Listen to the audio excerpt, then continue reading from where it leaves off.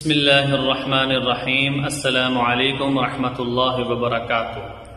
ایک نوجوان کہ اس نے اپنے دنیا کے گھر کو چھوڑا، اللہ تعالی نے اس کے بدلے میں اس کو بے جوڑ موتیوں کا محل جنت میں دیا۔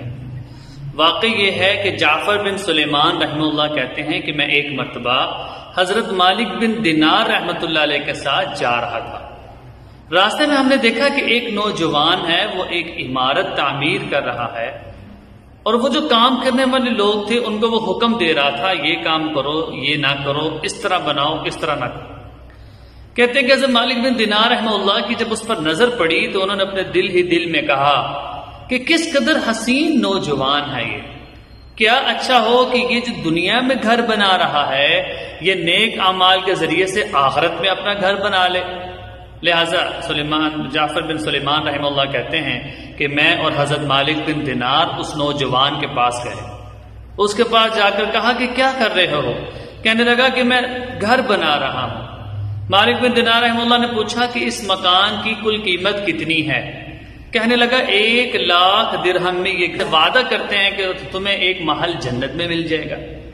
یہ نوجوان بڑا حیران ہوا اس بات پر اور کہنے لگا کہ مجھے مہلت دے دیجئے، میں کل آپ کو بتاؤں گا۔ حضرت مالک بن دینار رحمہ اللہ نے کہا کہ وہ جو گھر تمہیں ملے گا وہ اس دنیا کے گھر سے درجہ بہتر ہے، وہاں پر ہر وقت خوشبوئیں مہکتی رہتی ہیں، اور وہ جو اس کو معمار نہیں بنائیں گے بلکہ وہ ایسا گھر ہوگا جس کو اللہ جل شانہ نے خود بنایا ہے۔ کہتے ہیں کہ یہ نوجوان سوچ کر آیا اور راستے میں بیٹھ گیا۔ واپسی اگلے دن حضرت مالک بن دینار رحمہ اللہ کا انتظار کرنے لگا۔ جیسے ہی ان کو دیکھا فوراً ان کھڑا ہوا، کہنے لگا ٹھیک ہے میں آپ کی بات مان لیتا ہوں، یہ 1,00,000 درہم ہیں، یہ آپ لے لیں، لیکن مجھے لکھ کر دے دیں کہ ہم اس کے لیے جنت کا وعدہ کرتے ہیں۔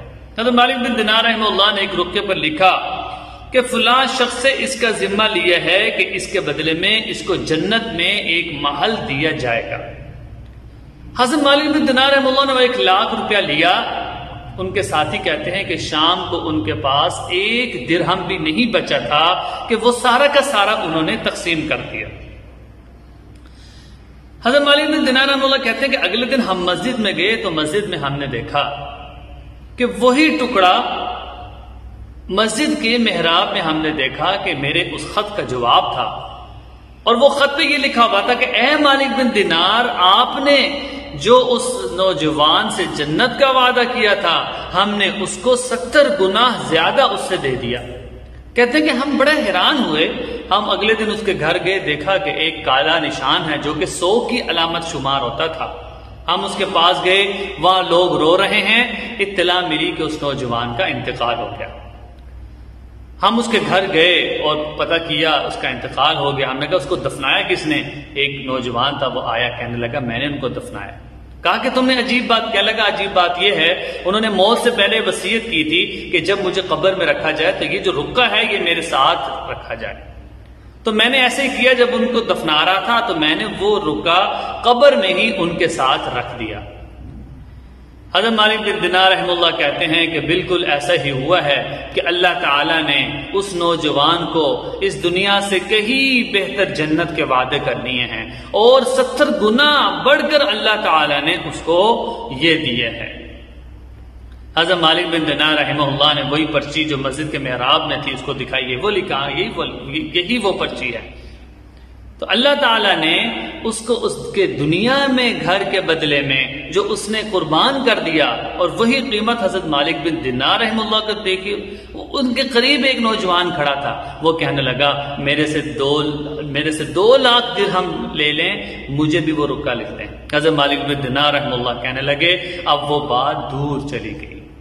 تو جو آدمی دنیا کی زندگی سے بے رغبتی کرتا ہے، اعراض کرتا ہے، اللہ تعالیٰ اس کے لیے آخرت میں، حدیث پاک میں الدنیا سجن المؤمن و جنت الکافر، کہ دنیا مومن کے لیے تو قید خانہ ہے، البتہ کافر کے لیے جنت اس طرح ہے کہ وہ عیش و عشرت کرتا ہے، اس کی خواہشات پوری ہوتی ہیں، اس کو بیماری نہیں آتی، اللہ تعالیٰ اس کے گناہ کا بدلہ، جو مومن ہوتا ہے اس کے گناہ کا بدلہ یا تو مصیبت آزمائش کی صورت میں یا بیماری کی صورت میں آ جاتی ہے۔ لیکن کافر کو تو جو اس کی نیکی کا بدلہ ہے وہ دنیا میں ہی مل جاتا ہے، اس لیے کہ آخرت میں سزا اس کا مقدر ہے۔